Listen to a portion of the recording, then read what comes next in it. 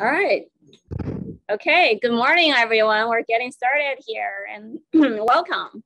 Welcome to Houston if you don't live here, and welcome to our meeting wherever you live. So we're supposed to have this in January, which unfortunately didn't happen because of the pandemic.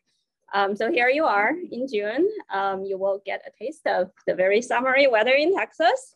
I hope you get to enjoy it a little bit, at least not hating it too much. But I'm very excited to be here. I know I will meet new people, and also I'm excited that I will finally get to meet with some of you that I have interacted for so long online, but have never had a chance to meet in person. And I'm still matching the faces that I saw on my computer screen with the actual faces here. And I know I will make mistakes, so bear with me if that happens. So, yesterday at the pre-meeting gathering, Tracey was asking me how I felt about my journey so far since I became a HAQAST member. And I thought about that a little bit more on my way home. And I just truly felt that I'm very grateful. And this has truly been a wonderful journey. So when I first joined HAQAST, and that was a year and a half ago, I was brand new. I've never received funding from NASA. I've never had any involvement with NASA. I had never thought I would have any involvement with NASA. Even today, when I tell people that, my colleagues, my department chair, or when I give academic talks, I tell them that I received funding, not just from NIH, but also from NASA. And people were very surprised because you see, I am an epidemiologist. I study health and disease in human populations. And, people don't always make that connection between human health and space. So also for that reason, when I first joined, I didn't really know what to expect, but I have come to see that, this is a great team. And I have truly enjoyed learning about exciting science, the really new ideas, and also learn about so many ways and opportunities to really take advantage of the rich data sources that are developed and gathered by NASA and put out there for people to use and for public researchers like me to really advance our research. I have also enjoyed the friendship, the mentorship, and the collaboration with many of you. And finally, I just want to say, I think this is, I have mentioned this to a few people already, I think this is the most unique and satisfying aspect of my involvement with HAQAST is the opportunity to interact with stakeholders and the opportunity to really think about ways to translate our work and research to potentially real world impact, to benefit the society and to especially for those that are most vulnerable in this society. Because I am an public health researcher, and health disparity, social justice, environmental justice are dear to my heart. And so I really want to thank NASA and thank HAQAST for putting such a big emphasis on those very important topics and trying to find ways to address them. So we have a full agenda. We have many great talks. And I hope you will enjoy the meeting. I think I'm supposed to mention a few logistic things. Lunch is on your own.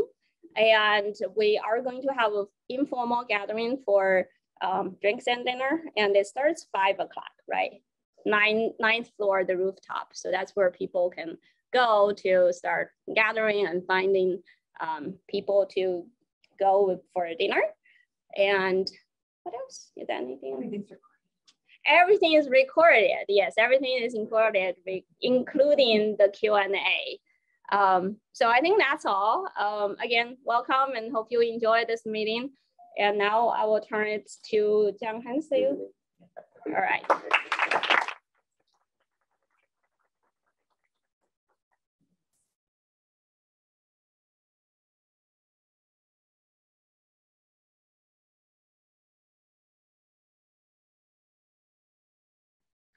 Well, welcome everybody. Thank you so much for that introduction. It's so good to see everybody in person, finally, in a room. I mean, clapping. Yes, we can all do applause for that. Because many of you I have never met in person before, seen on Teams meetings, Zoom meetings. So it's so great to finally see people now in person. While we're calling my slides up, I'm John Haynes, in case you don't know. I'm program manager for health and air quality applications, part of the Earth Science Division at NASA headquarters, and that allows me the great honor and privilege to serve as the program manager at headquarters for HAQAST. Two other people that y'all will be, I've already seen many times on Teams or emails from, or et cetera and so forth, but you finally get to see them in person, are my two associate program managers for health and air quality, and that's Helena Chapman. She's part of Booz Allen Hamilton at NASA headquarters, and also Laura Judd from NASA Langley Research Center, and Laura's right there. All right, so they're all together. So names to faces there. So anyway, just going to give some brief remarks to kick off the meeting today with a bit of an overview of, for those of you who are new to HAQAST, new stakeholders, new partners, first of all, welcome. Second of all, I want to give a little brief overview of what is NASA Health and Air Quality Applications, why do we exist, what do we do? And then for those of you who are, of course, more intimately familiar with our program, a few updates and news items that I wanted y'all to be aware of before I turn it over to Tracey. So I always show this chart when it's cool, but it kind of is the foundation of what we do, because everything in NASA Earth Science starts here. And here being several hundred kilometers above our head in low Earth orbit, with our constellation of over 20 satellites and sensors that are continuously monitoring Earth's weather, climate, and environment for research and applications purposes. This constellation represents the largest civilian Earth-observing constellation the world has ever known, and it includes several sensors aboard the continuously crewed International Space Station as well. This constellation would not be possible without a myriad of domestic and foreign partners. Domestically, USGS, U.S. Geological Survey, and NOAA, the National Oceanic and Atmospheric Administration, along with a lot of international partners like the Japanese Space Agency, the European Space Agency, just to name a few. Now on this slide, all those satellites in the cool colors, the greens, the blues, those are the ones that are currently on orbit. The ones that are in the warmer colors, the reds, the oranges, those are the ones that we're going to launch from now to 2025 in order to make sure that this constellation continues to be the most robust Earth observing system the world has ever known. Now, every day, literally over 20 terabytes of data are downloaded from this constellation to our ground stations on all types of observations of the Earth system and how it is changing. And many of those, as you well know, are very critical for health and air quality applications. And that includes things like precipitation, land surface temperature, aerosols, when we're looking in infrared bands, location of thermal anomalies and wildfires across the globe, et cetera, and so forth. And the really awesome news is that all of this data is free, open access to anybody in the world at earthdata.nasa.gov. And another applause, yes, we should applaud that too. And that, from that largesse and from that data set is where we all sit here today deriving the applications from this amazing archive and amazing near real-time data as well. So we sit in the Applied Sciences program, and the Applied Sciences program's mission is to enable people and organizations to apply insights from Earth science to benefit the economy, health, quality of life, and environment of the country and the world. We do this through financial and programmatic investments to generate creative solutions and lower the barriers to using Earth science information. And this, of course, could not happen and is critical to happen with our partners and stakeholders across the nation and the world. Just a few of their logos there. We have hundreds of partners growing every day. So really our mission is user-centric, solution-oriented projects that apply the most appropriate science. And we concentrate in 5 areas of focus in applied sciences. Of course, the one nearest to my heart and yours is health and air quality, but we also have programs in agriculture, disaster management, ecological forecasting, and water resources. More awesome news, for the first time since Applied Sciences was founded 22 years ago now, the Applied Sciences program is expanding. Thanks to, first of all, the request of the Biden administration in their FY22 budget, and then the follow-on appropriation by Congress in March, we are expanding the program to 3 new focus areas: climate resilience, wildfires, and environmental justice, to bring us to 8 focus areas. So that's kicking off this year. We also have a very robust capacity building program, including a training program known as RSET, a workforce development program known as Develop, and also an international development program in partnership with USAID known as Severe. And again, just to mention, these are the 3 new program areas: wildfires, environmental justice, and climate. For those of you who have been involved with the program for many years, so we've had to do a little bit of shuffling of program managers and bringing in new folks as well. So wildfires is now being managed by Dr. David Green. For many of you know, he used to be the program manager for disaster management, but he has shifted over to take on this new role. Dr. Shana McLean has taken over David's former position as the program manager for disaster management. Currently with environmental justice, we are trying to find a detail to run that program for us, but right now, Nancy Serby, who runs our capacity building program writ large, is managing that area. We actually had our first solicitation issued in environmental justice earlier this year. I believe the proposals closed in late March. And those actually are being, the peer review panels were going on for those last week. So if you applied, look forward to a decision in the next at least month, I would think. And also the climate resilience program that is being led now by Allison. She came over from NASA Research to help us lead that program.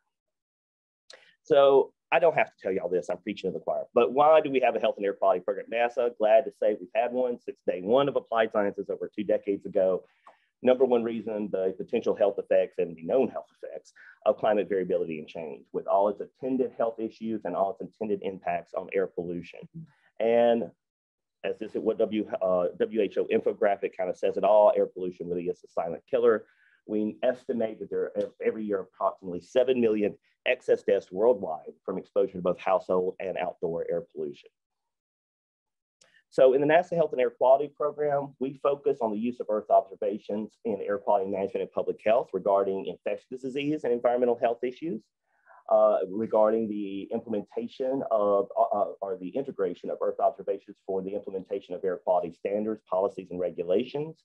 We also look at areas of issues of toxic and pathogenic exposure and health-related hazards in that manner, while as an umbrella issue addressing the effects of climate change on public health and air quality to support managers and policymakers in their preparations in the years and decades to come.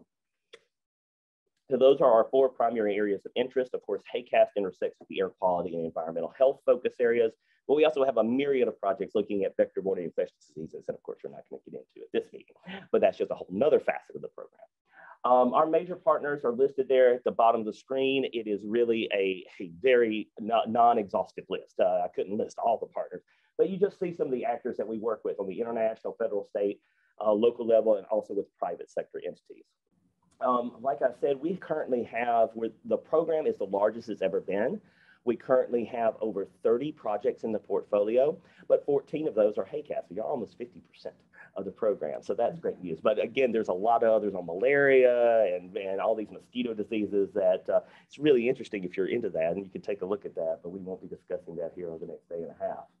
So of course, HAQAST is why we're here, now in its 3rd generation with the 14 PIs selected in December. With many virtual meetings held since then, and here we are in Houston finally. All 14 PIs on HAQAST execute their core projects, but the really unique facet of HAQAST is the Tiger teams. And we were the first, well, Health and Air Quality was the first program to ever launch an applied sciences team like this, and we were the first to come up with this idea of Tiger teams. And it's now, you know, imitations of sincerest form of flattery. We've been imitated a lot at NASA now. So that's due to the work of you and your partners in making this such a success. And we have such amazing backing by our leadership at NASA. So we now have a 3rd generation of HAQAST. And of course, don't see that ending anytime soon. So again, the Tiger teams, we selected the first round of Tiger teams back last summer with 5 Tiger teams selected. Again, to show the support that we have at NASA. The NASA Research and Analysis Program, they kicked in funds to have more Tiger teams selected. So we're now even getting other parts of NASA getting involved, even with their money, which is always great, in order to support more applications. We also have another pot of money set aside this fiscal year for rapid response projects. We did this because we want HAQAST to be as nimble and flexible and responsive as possible. And of course, we can't foresee certain things, even with the Tiger team process, we can't foresee certain things that may happen that some immediate additional support is needed. Maybe it's volcanic eruptions, maybe it's wildfires, maybe it's just some new conference or something that was going to come together and they're like, we really need HAQAST involved and our PIs need some time to devote to that. So it can be around a range of issues. We just call it kind of rapid response. I will tell the HAQAST PIs, though, that we are going to have cutoff date for that of July 1st. So if you're going, and we're asking, for like a mini proposal, 1 or 2 pages, and a kind of budget WAG. It doesn't have to be formal until Tracey and I say, okay, go forward, and then have your institution send us the formal paperwork. But if you want to do a rapid response project with us, again, July 1st is going to be the cutoff. And then after that, because then NASA is going to want to use the funds we have set aside for other opportunities. Anyway, we'll move forward to what's been going on since we last talked in January in NASA Applied Sciences. In-person meetings back in full swing. And in fact, coming up at the end of this month, which I know many of you are involved with, is the Air Waste Management Association's annual conference in San Francisco. So that's coming up at the end of June. I want to point out that, of course, we have a lot of connections to Houston beyond just HAQAST. Laura Judd was one of the leaders of a NASA air quality field campaign known as Tracer AQ in cooperation with the Texas Commission on Environmental Quality last summer. And so she even has continued, of course, as partnerships in those meetings here earlier this year here in Houston. We've been doing continued, along with thanks to a lot to Helena's leadership, we've been doing a lot of outreach to schools of public health across the country to help inspire and make aware of the next generation of the use of Earth observations for health and air quality issues, with a particular focus on minority serving institutions. We were going to, this is a little update, we were going to present at Texas Southern at the end of the week, Helena and I. Unfortunately, that meeting got canceled. But we're going to do it virtually in the future. We had 10 new projects selected in March for our health and air quality solicitation that we ran last year. That's outside of HAQAST. So you can certainly, if you'd like some more information on those 10 new projects, I could certainly send you the link with the abstracts for those. Those are just getting started. We've had a big emphasis of the past 6 months on private sector engagement, particularly with philanthropies. We are working with the Bill and Melinda Gates Foundation, the Rockefeller Foundation, and the Moore Foundation to do a lot of work, particularly looking at issues of infectious and vector-borne diseases, and looking forward to how Earth observations can help us inform us on the next pandemic. We hope there's not a next one, but how can we better be prepared and informed about that? Many of you may have been aware of the NASA Airathon Challenge that we did in cooperation with the State Department and EPA. We were running that kind of hackathon challenge through March, and the solutions that came in are currently being reviewed, and the winners are going to get a pretty substantial prize. It's like $50,000. So it was a big new effort, because we've been doing a lot of that of challenges and competitions lately. That's been a new emphasis for us as well. For the community, I do want to point out, and I think some people are unaware of this, so we're trying to make people more aware, including here, that we are anticipating the end of science operations for Aqua and Aura in August of 2023, and for Terra in December 2023. So about a year and a half from now, we anticipate the end of Terra, Aqua, and Aura, and that includes Modus. So we, as a community, need to be more rapidly planning for transition to continuity products, Modus to VIIRS, OMI to TROPOMI, the European Space Agency's sensor, but we consider that a NASA sensor as well because we help the data on that. We've been doing a lot of training through things like RSET over the last few years of how to transition from Modus to VIIRS, et cetera, and so forth. And, the time, though, is coming rapidly to an end. So again, we can discuss more on that in the Q&A if you have more questions, but that is the current plan. And also, I want to point out that in our 2021 Agency Honor Awards, Helena Chapman was awarded the 2021 Early Career Achievement Medal by NASA. So,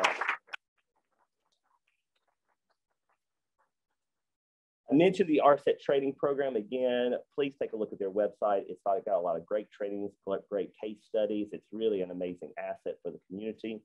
And also, I hated to talk about turning off 2 or 3 satellites, but we've got new satellites coming, including Tempo. We're very happy. Of course, the timing didn't work out perfectly because the Tempo science team meeting is going on right now and the early adopters meeting, but great that we're going to have some virtual hybrid sessions with them during the next couple of days. And I know many of you are involved with Tempo. Really looking forward to that being launched in January of 2023, and our other dedicated health epidemiological applications mission, MAIA, which is being directed by the Jet Propulsion Laboratory in Pasadena, looking at MAIA's launch sometime around 2024. It's being delayed a little bit because we're looking for a new host to launch it to orbit. So with that, I'll end. I know I went over, and I'm sorry, but I'm excited because I get to talk to y'all in person. So thank you.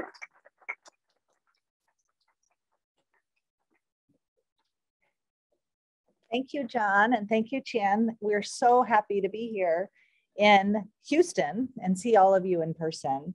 And thank you, Jenny, for organizing all the AV. So I'm Tracey Holloway, and I lead the NASA Health and Air Quality Applied Sciences team. I'm based at the University of Wisconsin, Madison, and it's really been a pleasure to be involved in this initiative since it started back in 2011. As John said, the mission of HAQAST is really to bring NASA science down to earth and put it in your hands. So sometimes I feel like a salesperson trying to sell billions of dollars of data, which is absolutely free and publicly available through the work of NASA and other agencies. We hope you enjoy this meeting here in Houston. Today, I'll be talking a little bit about NASA broadly, but also about this meeting in particular, because the world is changing and we've been adapting the structure and model of our meetings to give you the most impact for the time that you're here. But I always like to start out these meetings to say, what is HAQAST? Because you're going to hear about it throughout the time we're at the meeting. And this is really, the way we pronounce this funny acronym of the Health and Air Quality Applied Sciences team. We are the third generation of this team, as John mentioned.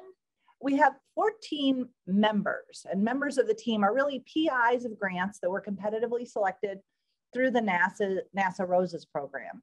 And each of our members is working with co-investigators. So all total, it's a network of about 70 or more researchers, postdocs, students, faculty, scientists from universities and research centers spanning Alaska to Florida and everywhere in between. And so we have really three types of activities. As John mentioned, the member projects that are led by each of our PIs, the Tiger Team projects. We also do a lot of outreach, and then we have this new rapid response activity. So our goal is to communicate what's already there, answer questions, and then move the ball forward to try to be answering new questions that hadn't been answered before. Our 14 members are pictured here. You will see many of them in attendance here. Not everyone could be here today, in part because of the Tempo Science Team meeting, in part because of some sickness. So, we understand that this is a moving target, and we're so appreciative for everyone tuning in online. So hello to all of you at home. We have a live studio audience and an even larger online audience, and everything is being recorded and will be added to our website as an archive. I'd also like to give thanks to the team that I work with at Wisconsin, who's really making this possible. Jenny Bratbert is our outreach coordinator for HAQAST. Hello, Jenny. Yay. Alex Pavlik is our digital media coordinator, and he's made all the beautiful graphics that you've seen on our websites. And we also have here at this meeting, Steph Elkins and Colleen Heck, who are assisting with various things as well as learning. And none of this would be possible without the behind the scenes help from Laurel Fletcher, who was actually lauded by NASA as an unsung hero for her work organizing these meetings. And I'd like to make the point that many of the attendees here were funded by NASA with grants to support stakeholder travel. So thank you, John and NASA, for allowing that. We've really tried to structure all of our panels to be 50% scientists, 50% stakeholder, and stakeholders kind of broadly defined as operational organizations, public, private sector, from the community scale to international organizations who we're trying to facilitate the broader use of satellite data with. So one thing we found over the years is that this team structure really is a game changer, because the question isn't just, is NASA funding it? And of course, anything NASA funds ends up being impactful in some way, but is the whole greater than the sum of the parts? Is funding us as a team, supporting us, having these meetings, doing something that 14 individual researchers and their collaborators couldn't do already? And we've really found that the answer is yes. It raises the visibility. It provides kind of a front door for organizations who want to connect with NASA data products. It builds a community. And really, meetings like this allow us to hear quickly what's working, what's not working, what are some tips to move things more quickly forward. And I think that, a good example is this rapid response opportunity that John mentioned, that if you're a stakeholder here in the room and have an idea for how you know, a problem that you're facing could be addressed by some of these data products. Take the networking opportunities or conversations or lunches or dinners to please share your ideas, because we're here really to support these kind of activities. So the meeting is going to be structured having parallel sessions. We've never done this with our in-person meetings before, but we think that it will allow for longer conversations, a little more in-depth. We know it presents a problem that you may want to go to everything, but that's why we're recording it, so you can check it out later. So there's this plenary session here is really our only plenary session until this afternoon, when we have flash talks. After I'll speak, then we're so pleased to have Allison from the Health Effects Institute be joining us. And we're really featuring her voice, in part because the Health Effects Institute recently launched a 4-part huge webinar series to talk about satellite and remote sensing applications to health. And so we're excited to hear that. After the plenary and a little coffee break, then you'll have a choice. Do you want to learn about air quality issues in the Gulf Coast? Or do you want to hear about climate, air quality, and health? Then we will break for lunch. And coming back from lunch, we will have another choice. And there it's between lights at night and near real-time data for health and air quality. Then we'll have our flash talks, which we're excited for. And then we will have kind of an informal happy hour on the 9th floor rooftop. I thought the rooftop was the roof, but actually it's the 9th floor. And they have a bar there, but it's not open tonight. So if you want to bring a beverage, you can get something from the downstairs, either the bar or the convenience store, and bring it on up to the 9th floor. And then just a place to sort of meet up, chit chat, and kind of form groups for dinner. Tomorrow morning, we'll have more coffee and networking, but with an informal panel with our new group called the HAQAST Ambassadors. And what we found over the years is that there's some members of our community who are so involved. They're reviewing proposals for us. They're involved in collaborations. You know, we sort of informally call them the super users. And we wanted to find a way to like formalize the super users and make it transparent. So if you want to become a super user, there's a pathway in. And we call this the HAQAST Ambassadors Program. And the applications are online. It's basically, do you want to help us reach new communities, your community? So we welcome anyone to apply for that. We'll have a few of our earliest ambassadors who are at this meeting be part of a panel while we have coffee and kind of an informal discussion. Then we'll have 2 parallel sessions, one online through concurrent with the Tempo Early Adopters meeting on environmental justice, and then another which is more with folks here on wildfires. And then after that, another one where focused on air quality applications of Tempo concurrent with public outreach and communication. And then after that, we will end the meeting, but our HAQAST team will then have our first in-person meeting to discuss kind of team business after that. So John's talked to you about how we have the Tiger teams. We're sort of halfway through our first round of Tiger teams. We will also have a second round after this. And this is all moving forward concurrent with the individual projects. So there's a lot of research output from this team. And the 5 Tiger teams, I'm just gonna roll through them here. One is led by Kevin Cromar, looking at trying to make a one-stop shop for sharing satellite data resources. One led by Pawan Gupta, integrating satellite data into the AirNow system. One led by Dan Goldberg, using Tropomi NO2 to support city-scale emissions assessments. One led by Qian Xiao and Susan Annenberg on environmental justice. And I always love hearing John talk about how this Tiger team has really been the Pathfinder mission, that's NASA speak for the one that's out there first, for the whole new environmental justice program in health and air quality, in applied sciences. And one looking at the health effects of agricultural burning. So if you're new to HAQAST, or if you're already here but want to connect further, you know, we have a lot, we try to build as many ways to plug in as possible. You can learn and get inspired by some of the things you're hearing at this meeting or seeing on our website. You get started with the data yourself through tutorials and links to data portals and resources. Join our community. We have a lot online, social media, in person, a lot of different things going on. You can share your ideas for our next stage of research. And if you want to become one of our super users, apply to be one of our ambassadors. And I will mention that we have a meeting coming up in October in Madison, Wisconsin, October 20th and 21st. So if you want to mark your calendars, we would love to see you there for that meeting. And just end with kind of this visual roadmap of our meeting, which is also in our in the agendas, which are printed on the main table. And I'll just say that there's one change. Steve Moran from Breezometer was going to be a flash talk, but he will be speaking in the last panel on public outreach, which I will just make the point that I had always wondered where the air quality information on my iPhone comes from. I see nods, and it's from Breezometer. So we're really excited to have Steve here. Thank you.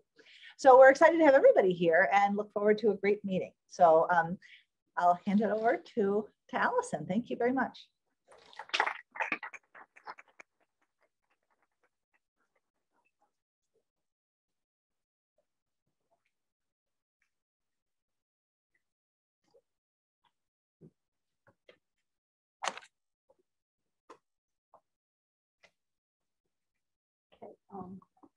Right, thank you, Tracey, for having me and for the introduction. I hope I live up to it.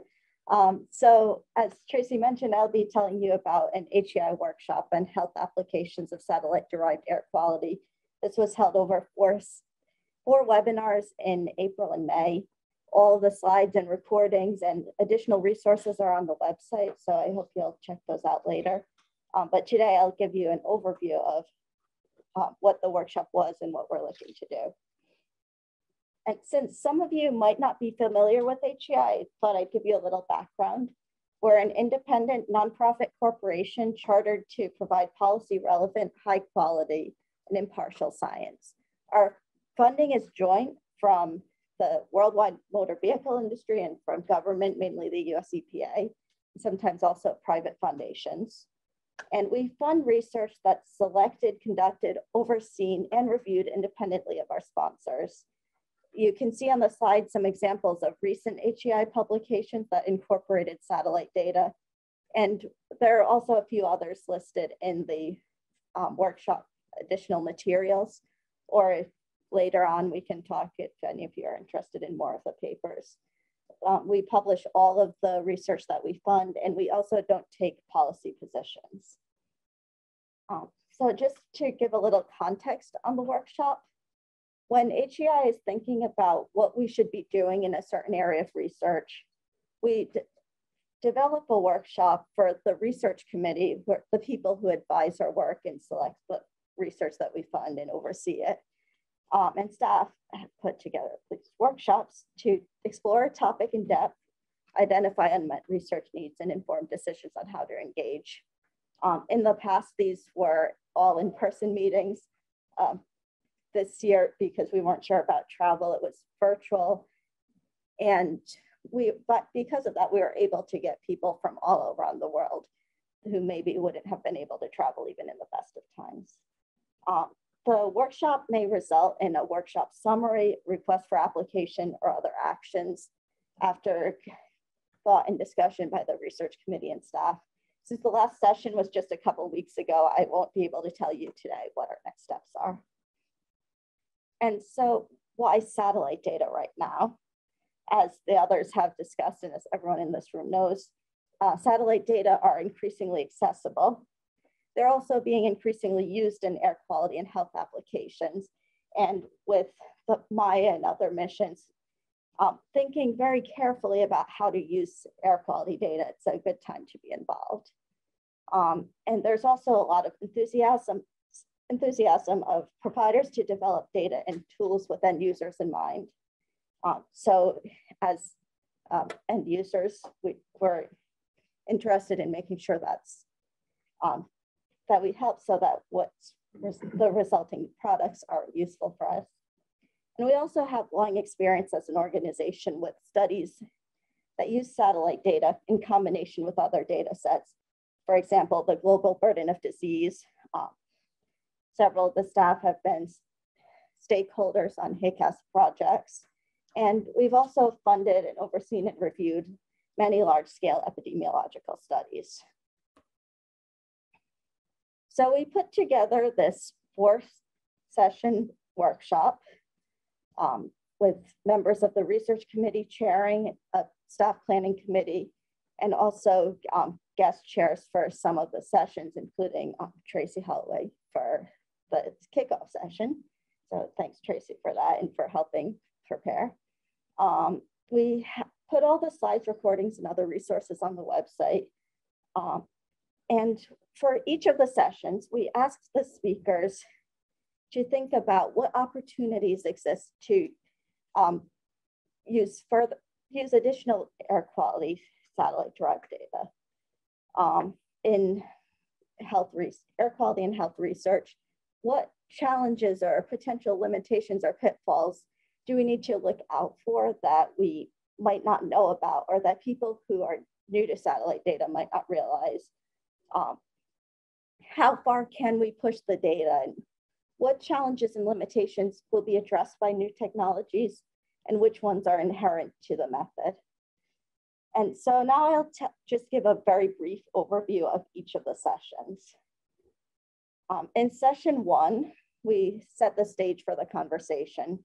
We had an introduction to satellite remote sensing, a detailed description of how satellite data are being combined with other data and were used for exposure assessment in an epidemiological study of the entire Medicare population in the United States, and how capacity is being built for application of satellite data. There were hot pot and baking metaphors used to highlight the thoughtful consideration of input from many disciplines to make a recipe that results in useful products. And it was discussed how satellite-derived air quality and health is a growing field that needs the right toolbox and audience to move forward. In session 2, we explored global applications. We started with an overview of how satellite, ground, and model-based data are combined to enhance the value of air quality data for understanding the importance of different industry sectors or pollutant sources. We explored exposure assessment and health burden assessment, and specifically looked at an example of wildfire smoke.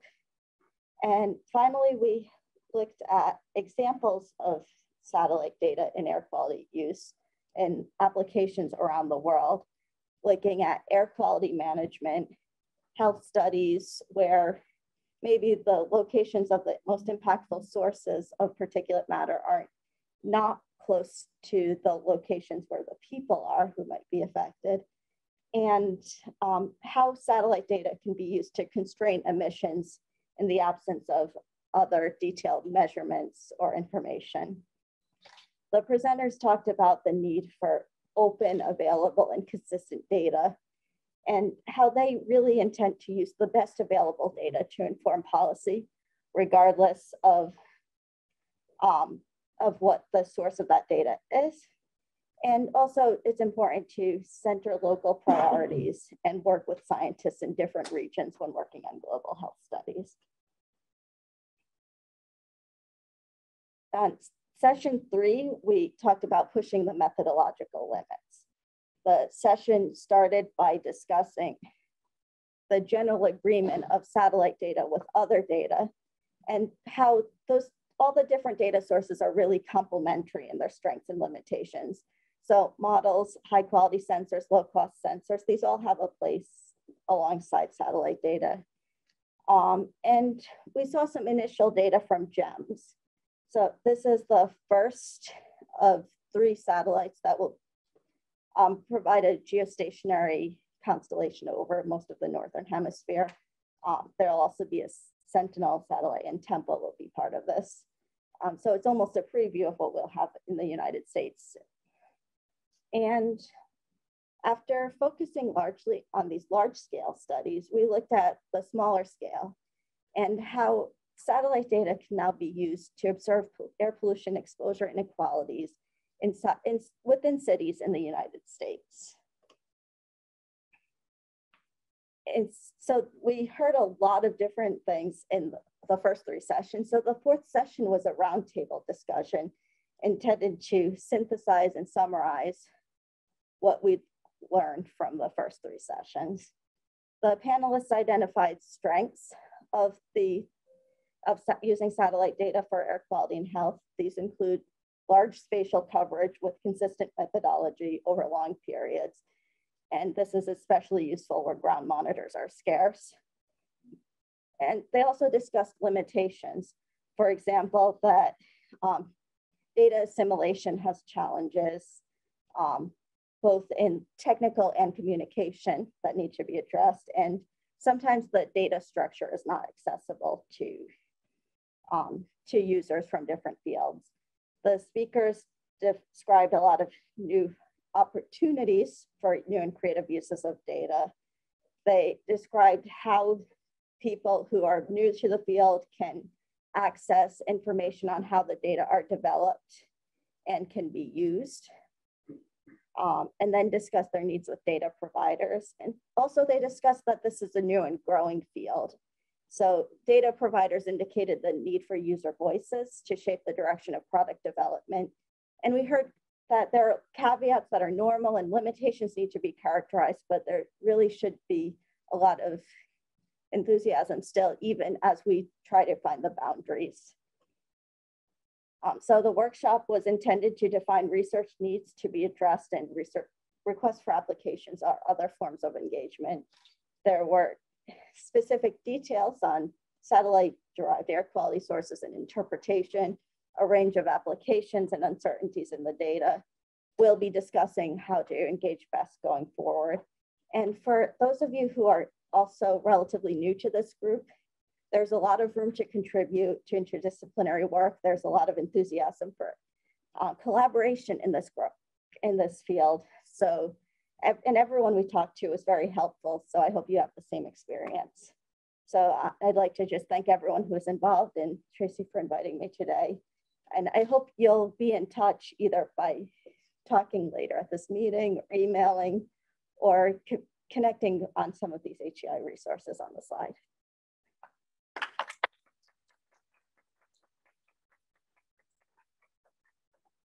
Why don't you have a seat? I mean, maybe go around the board, but John, Allison, and I will have a panel. One thing I'll just say while we're kind of moving the pieces around is that we found with these meetings that what we really want to do is to have the time together in person to have a lot of discussion. And so this isn't just Q&A. You can ask, you can share your opinions on any of the things that's come up. And actually we have a half hour for this. So this is not a short thing. This is a long thing. Everything you wish people had said in their talk. Maybe I'll go around the other side of Allison. And so, I'd like to open the floor for, questions for any of us about, any of the topics that we've talked about today. And Jenny and Alex, how do you want to do, like, should people, what will make sure that it's audible to the folks online? Yeah, I would just ask that one of you guys on the panel would put the questions if the mic is aimed at you. Okay. And I can also bring up some questions if we get some online. Okay. Yes. Yeah, so if anybody online has questions, just type them in the text and Jenny will bring them up. Yeah. So are there some? There's one. Great. So from Peter from Dell, how does industry engage in the rapid response project? So we partner with the university. So the question was, how does industry engage in the rapid response potential project? Okay. Why don't you? Oh, okay. I didn't know if you wanted. So yeah, like I said, with the rapid response, yes, certainly we welcome industry and private sector participation, but yes, they do need to partner with one of the members of of HAQAST, one of the 14 PIs or their associate co-Is, because again, those are the members of HAQAST. Those are the ones whose participation here went through the rigorous NASA peer review process in order to be here. So they are the ones who receive the funding. But of course, everything we do is in partnership with stakeholders, industries, you know, institutes and all of that. So we certainly want them, you know, as part of the rapid response, or even the Tiger Team project, new Tiger Team ideas coming up next year when we do the next round of Tiger Teams as well. Yeah, and maybe I'll just, Steve, I want to get your question, but I just want to dovetail off of that, because we get this question a lot about how different outside groups, private and public sector, can work with HAQAST. And I think that, you know, one thing just to sort of, one important lens is this idea that in NASA world, everyone has to go through the peer review process. So the applications were submitted back in 2020. And the PIs came from different places and the co-Is came from different places. But the NASA policy is that only people named on those proposals can get the funding. But what those people do should be of service to a wide range of organizations. So, you know, I think to some degree you can, it's not quite consulting, but you can think of it as that NASA is investing in the time and expertise of folks on the team to address practical, real world questions that move the ball forward in your organization or organizations like yours. So I think that the best way to think about the partnership is, what is some like knowledge, capacity building, data, platforms, et cetera, that could help your organization or organizations like you, and then kind of who's the right person or people on the team. And one of the things we found about HAQAST over the years is that, you know, for any one question, there may not be that one global world expert happening amongst the 14 of us. But the expertise of the 14 of us and our collaborators can be, you know, really matched together to address, I would say, almost any health/air quality problem that pertains to satellite data applications. And so I think that almost any new problem, there's somebody on the team that could engage and assist. But I think that's sort of the model: collaborative, user-oriented, but we're really, you know, NASA is funding us to help you. Is that a fair? Oh, that's okay. Very, very clear. Okay. Much clearer than I was. No. Steve. Just a quick one around.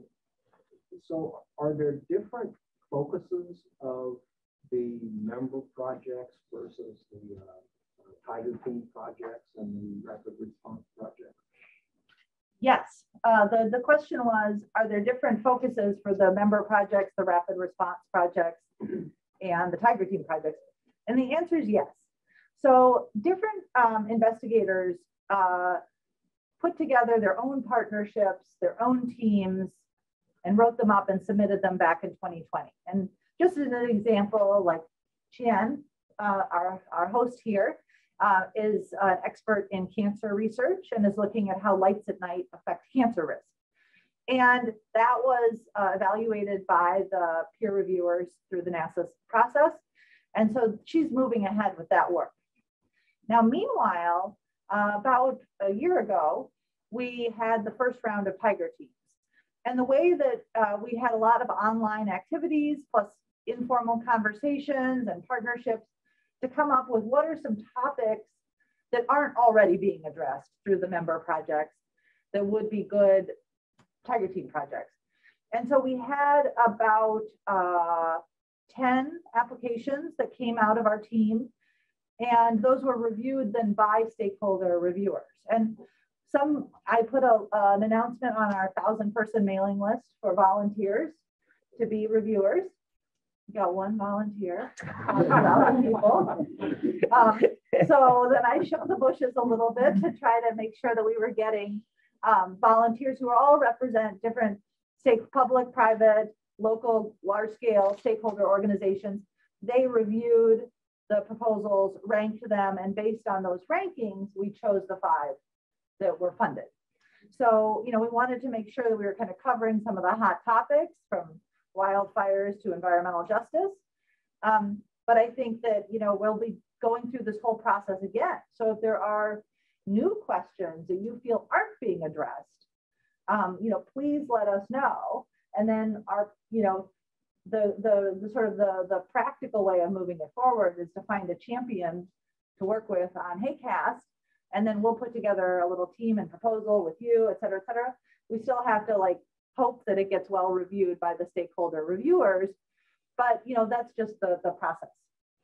I like to think of it kind of like as a pyramid. The 14 members core projects are the foundation of that pyramid, and that's going to be their work over the course of the whole 4 years of HAQAST. So be it nightlights and its effects on health from Qian here, or any one of the other 13. And so that's their, the foundation of this whole group. And then the next step up the pyramid is the tiger teams. And so we're going to do, as Tracey mentioned, 2 rounds of tiger teams over the 4 years. The first round was selected last summer, summer 21. The second round will be selected in summer 23. And those last about 12 to 18 months. And they, and we selected 5 tiger team projects made up of all different pieces of the HAQAST members puzzling together to address applications that go beyond what was in their 4-year core project and go beyond and are new ideas that came forward, new ideas that again take an effort that we estimate would last a year to a year and a half. And then kind of the top of the pyramid is real short timescales rapid response, which this is the first time we've ever tried this rapid response concept, because we wanted to be even more flexible and say if there was some real short-term, like couple month issue coming up and somebody needs some real targeted help right now with it, we could be able to respond to that in a more effective way. So that's my kind of mental picture of it. I saw a hand over here and then, yeah. Hey, Doug Boyer from TCQ. Question about the rapid response then. John, you had mentioned some of these examples of volcano or wildfire or things. And with the deadline coming up with July 1st, and I understand there's funding issues there. In terms of that, how do people propose projects that may or may not come up within the next few years if you're talking about situations like that? Is it more open-ended type projects that people are going to propose, or what do you think? So the question again was on rapid response and our deadline of July 1st and what happens after that. And again, this is the first time we've tried this because and you don't want to say hoping for wildfires or volcanoes, because in the past with HAQAST, we had that obviously happen. We had wildfire with air quality crises. We had the eruption of Kilauea. For example, during the eruption of Kilauea, many members of HAQAST pretty much gave their time for free to work with people in the state of Hawaii on the air quality issues with that. And, that's not fair that they're basically doing it for free. And so we said we wanted to be able to respond quickly and to provide people funding to if there were these issues coming forward. But we said it didn't have to be some major environmental crisis. It could be, gosh, if we only had, this one tweak to this one product, and it's not big enough for a tiger team, and it would really help us, HAQAST, we could provide funding for that. Or, hey, we've decided with, I'm just, making things up here, Health Effects Institute and somebody else has decided to put together this big workshop, and we want to have it, later this year. Hey, HAQAST, can you help, us organize it or something like that? And they would need funding to do that. So, in your mind, I know I go to it too. You think wildfire, volcano, but it can be something like that too. And that funding's been open for people all year since our fiscal year starts October 1, last September 30th. So since October 1, we've had that funding open for HAQAST members and their partners to propose to us how to utilize that funding. But we just have to have a date, a cutoff date, because then after July 1st, the funding that we have not utilized for that, NASA will find other purposes for it before the fiscal year ends. Yeah. I wanted to make a comment, but I would invite your reaction. I think we're soon to be victims of our own success. And what I mean by that is one consideration for you all, and I don't know if this is a project or a group endeavor, but the comment I wanted to make is in the United States, we have about 4,000 ground level regulatory monitoring stations. And in the last decade or so, we have seen an explosion of low-cost sensors coming onto the market, and now is pushing, you know, the purple layers, and that's just one of maybe 60 or 70 different sensors that currently are on the market that anybody can go online and get. And then on top of that, we've got great assets that NASA is putting on the table. So I think something to consider is how do we work as a community so that this is a coordinated effort, as opposed to, you know, just data onto, you know, making it accessible. And, you know, I represent a government agency, a local agency, air quality management agency, especially when we start thinking about environmental justice and reaching communities that are marginalized and disadvantaged. The biggest issue we face is capacity building. And I can only imagine, you know, right now we're barely able to keep up with the data that is coming from the regulatory networks. Now you've got the portable sensors, and now we're going to put on the table satellite data as well. It seems to me that we're probably at a good point in time where we should start thinking about a coordinated effort so that you can integrate this in a way that makes sense and makes it the most useful to those that we're trying to help. And I'm not getting a sense that, you know, we're doing or thinking about that. So I don't know if you have a reaction to that. So maybe I'll restate it and give Allison warning that she might be in a good position to kind of respond to this from some of the webinars. But the comment was made that, you know, we're having an explosion of data sources, the ground-based regulatory monitors, the low-cost monitors, the satellite data from different agencies and different instruments, and that having this very wide portfolio is a blessing, but also makes it very difficult for non-technical experts to engage. And there's a lot of awareness of air quality, and especially from an environmental justice communities, from the health community, who haven't spent 8 years of their life learning how to analyze a vertical column density. And so how should we make these data and tools more accessible? Is that a, so Allison, you want to take a stab at it? Yeah, so that's one of the questions I think about a lot. I don't have an answer. For a lot of users, what they want is something off the shelf to know there's this data set here, maybe a clearinghouse, although that would be a huge challenge to put together. I'm sure even just Earth data and the EPA database on their own are huge projects. So, you know, just being able to communicate to people what are the most trusted data sets for certain applications. If you want just like one measurement for a large area, maybe use the EPA monitors. If you want a spatial distribution, either a dense network or a satellite. And some of the most popular data sets for the health community right now are those being used in the global burden of disease, the ones developed by Randall Martin and his group. So it's basically the data need to be in one place. They need to be clear. They need to be in data formats that people who are in the field know how to ingest and interpret. And so it'll be a huge project, but I think it would be worthwhile.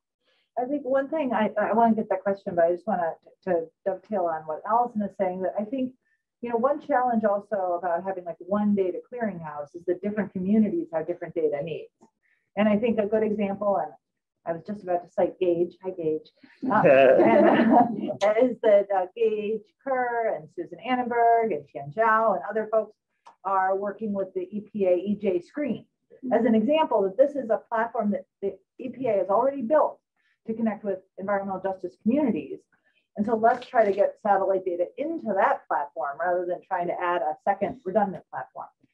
But that platform is targeted for one application, and that's not necessarily well suited to supporting air quality agencies or health researchers. And so I think there's this challenge between the different communities that we need to serve and what mix of products and what software. Even, for example, GIS is widely used in the health community, but not so widely used in the meteorology community. And so this idea that you have different communities with different needs. And so each one needs a different kind of mix of data platforms. And so it's easier. I mean, I think it's very, very important we discuss this. It's not, there's no easy answer. And in fact, even when we were putting together our HAQAST website, there's so many data platforms out there that it can seem like a laundry list. And so one of the things we started doing was trying to rate these kind of like hotels.com, where we have one satellite symbol means that it's very easy to use, but of limited flexibility.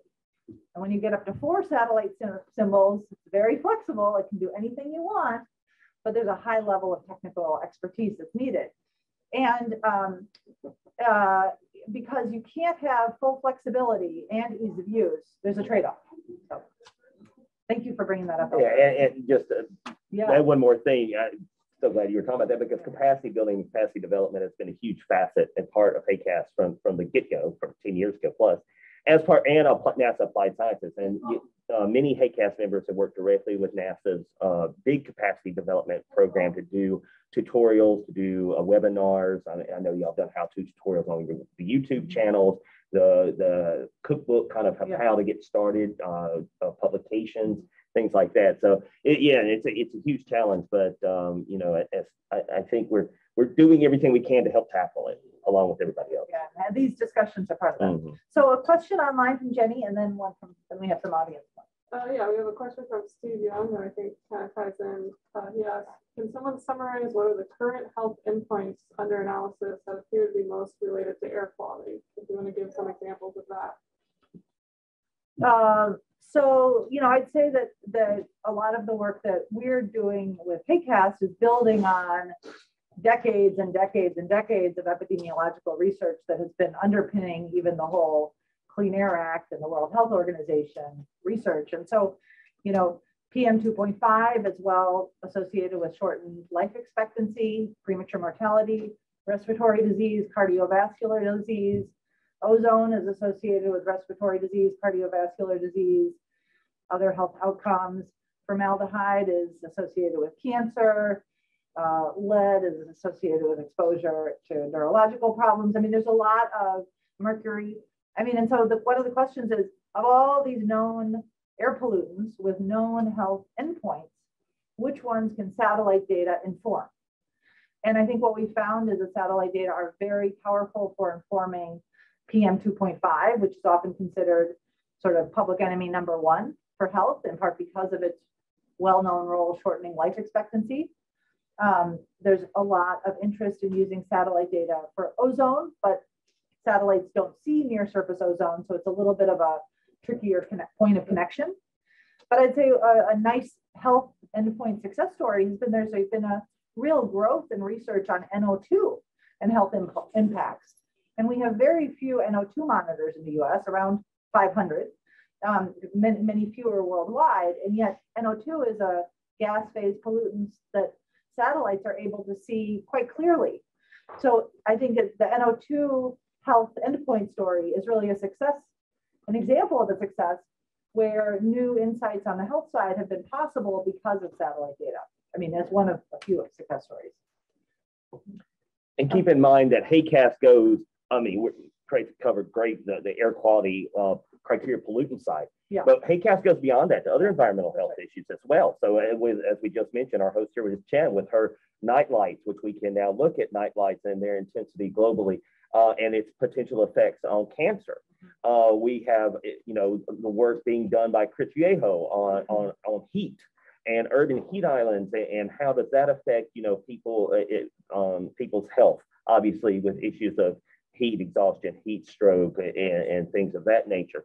And so, you know, most of our projects, I would say majority are dealing with the air quality, but we go beyond that because we're the health and air quality applied sciences team. So we go beyond that to other environmental health issues as well that we need to recognize. Yeah, thank you, John. And before I just want to see a couple hands. Do you have what was your question? Yeah. So Minister was mixed up in the New York State Department of Health, and I'm put on my stakeholder hat here, and this, you know, going back to that question of capacity building. I also want to mention sustainability. So the HAQAST is, you know, it's expanding research projects, and you have a short time period for each of these teams.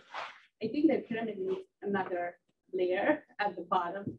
So when stakeholders develop tools, right? So the research is one where you publish and you establish something. But if you're trying to engage the community and have tool development, then you need some some support from NASA and expertise to sustain those tools and to make sure that the products we develop are available for a longer period of time. Sometimes they're not supported by because the academics move on to other projects.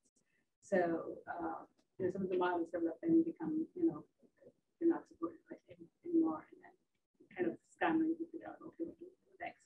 Yeah, so it's a real good point, Madison. Thank you for raising that. I'll just restate it for the folks at home. This question of, a lot of research projects have a limited duration. Even HAQAST as an endeavor goes this round till 2025. But the needs of organizations, once they start using a product or using a tool, it often needs to continue. And I think this is actually really a fundamental challenge of where we are with a research agency like NASA, building these tools, and operational agencies like the state of New York, growing their utilization. Because just like John mentioned, some of these satellites are going to be turned off. And even Tempo, it has a planned life of 18 months, or it'll last more than that, but it's not going to last forever. And so this question of, what is the right way to be building capacity, raising the awareness of these tools?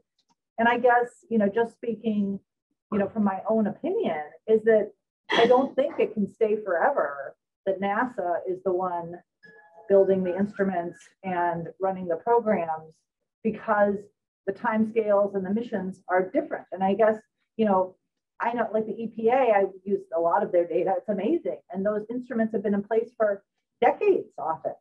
And they provide guidance on how to use them. And the EPA provides amazing guidance on models and develops the models and provides guidance on how to use the models. And so, is this in the US the role for the EPA? Or is it the role for a private company? Is it the role for a nonprofit?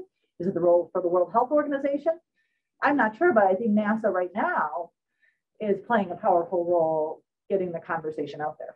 Yeah, I mean, sustainability is the brass ring that we all are reaching for, and it is the pinnacle goal of our projects throughout NASA Applied Sciences.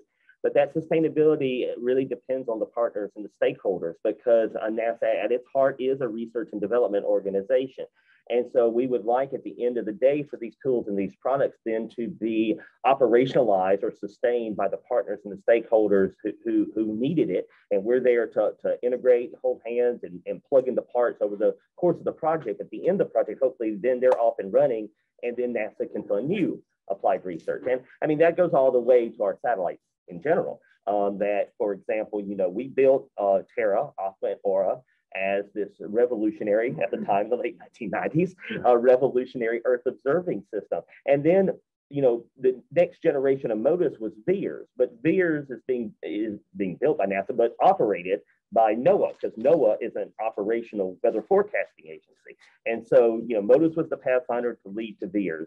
And that's what, we want to see with a lot of our observations. And NASA's the pathfinder for these revolutionary sensors, but then they get operationalized either by NOAA or USGS or maybe one of our international partners along the way. So then we can turn around, and as those research missions end, we build the next generation of research missions, which we're doing right now, what's called the Earth System Observatory, or ESO, and those systems will start launching late 2020s.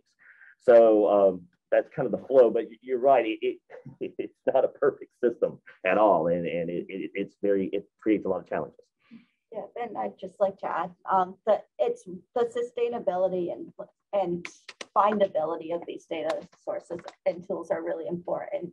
A typical health study will be about 5 years. It takes time to learn the platform, to understand the strengths and limitations, and connect the data to whatever health or other data people have.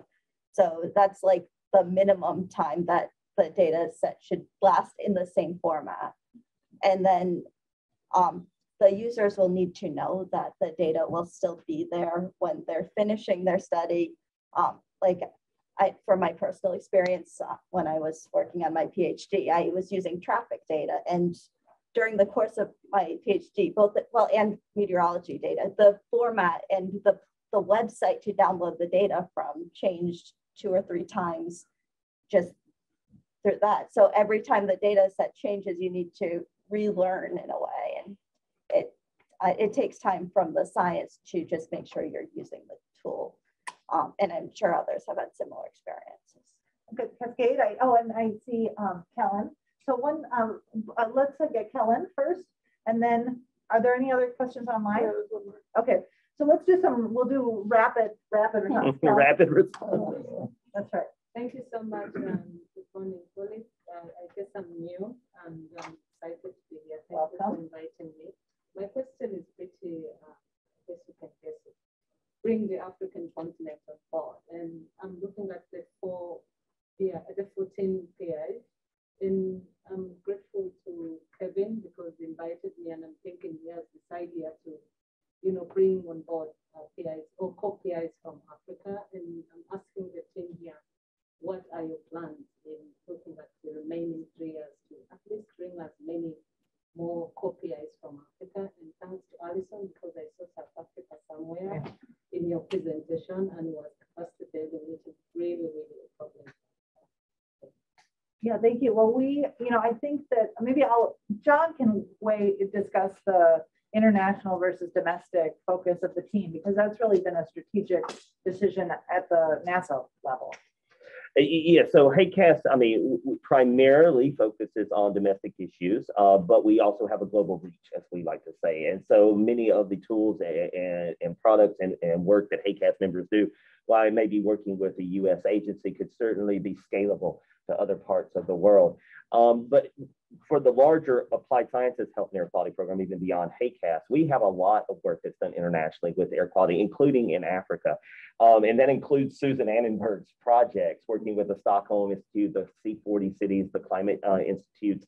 And so I really would like you to talk to Susan Annenberg and Dan Goldberg and their team, because they're on HAQAST, but they also have another project outside of HAQAST, and it involves a lot of African cities as well. So it's something that we can have you talk to them. And Dan is here, Susan is online, but he's over there. Yes. And I'd like to just sort of make an executive decision that we'll go 5 minutes into the coffee break. These are great questions and I don't want to stop. Jenny. Okay, question from Shova. Based on more than a decade of work on AOD PM 2.5, do you think we have convinced federal/state/local air quality agencies that satellite data can be used in regulatory applications routinely?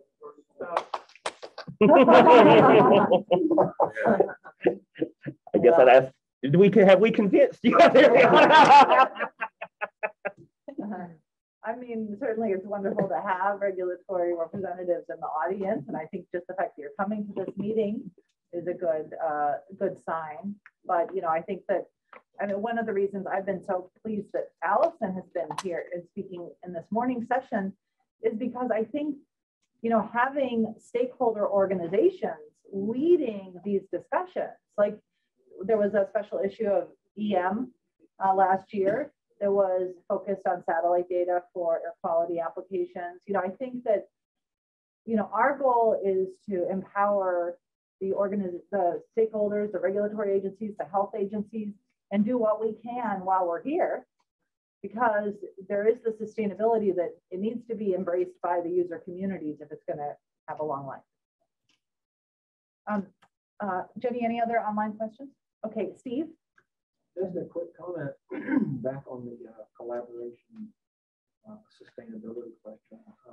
David Green on the wildfire side has recognized this also as an issue and is putting together a Center for Environmental Collaboration, just an online collaboration environment where people can share data. He's planning to have pre-fire, active fire, and post-fire data on there, including wildfire smoke. I would think that would be a good platform for other collaboration, including on the whole air quality issue. Yeah, so the comment was that as part of, and as I mentioned earlier, NASA is starting a wildfire applications focus area this year. led by Dr. David Green at NASA headquarters, but it's part of a much larger NASA focus on wildfires that's going to be called Fire Sense. And it's not only going to involve NASA Earth Science, it's also going to involve NASA Aeronautics for utilizing their aircraft during wildfire monitoring, and air quality monitoring goes along with that because they're bringing in, of course, EPA, they're bringing the Forest Service. So it's going to be a much larger interagency effort. And as part of that, and then talking about the sustainability of these products, they're actually coming up with a common platform for wildfire monitoring. Obviously, the problem's only going to get worse as time goes on. Huge air quality, huge health impact with that. So yeah, we've been already talking very closely with David of how we will collaborate directly with them, with how HAQAST will collaborate. Amber Soja's been instrumental in that as well. So yeah, we're all working together. The right hand and left hand knows what it's doing, at least in this case. Regarding the sustainability and continuity, since HAQAST is going on for years now, yep. Have you seen an uptake on the Earth observation side of the private sector? Because like in the light of the related change to the community is booming. I'm just curious if we see a transition to platforms going up or any coordination with private sector satellite companies on that. Oh yeah, we have. I mean, and more all the time. But yeah, so NASA has over the past several years purchased large data sets. I forgot what the acronym, of course, is. That's like Commercial Satellite Data Acquisition. I think that's actually CSDF. So we have actually been purchasing large amounts of data from Planet, for example. We've also been able to acquisition unclassified data sets from NGA. And those are all at NASA Goddard Space Flight Center, already purchased and ready to use if anybody needs it. And so it's a huge resource that we actually have now at NASA if you need really high resolution land use land cover for certain areas. I mean, there's, the raw data is there and available for use and all that. There's only, there's a few proprietary things about it. But it's really, it's just basically like the partner just can't go and publish the raw data from Planet. They can use the raw data from Planet for the application, and the application can be published, but the raw data itself can be. That's like the only proprietary thing. But so, yes, so it is a big resource that the community can utilize, and we're already doing so with some of the private sector philanthropies are utilizing it actually right now. So. And like we had GHGSat spoke at our last meeting, and they're a private company that launches like a methane satellite. So I think that, so, part of my, hope as kind of a clearinghouse and a connection point is that if there are, companies who are using satellite data like Freezometer, or companies that are developing satellite data like GHGSat, and it was great to have a question from Dell. I mean, I think it's, consulting companies are one type of private industry, and then there's the satellite launches. It's another type of private industry. And then I think there's a lot more potential uses that haven't even been opened up yet. And I think that that's the economic opportunities and the business opportunities, I think is really, really exciting. So thank you for asking the question. Okay,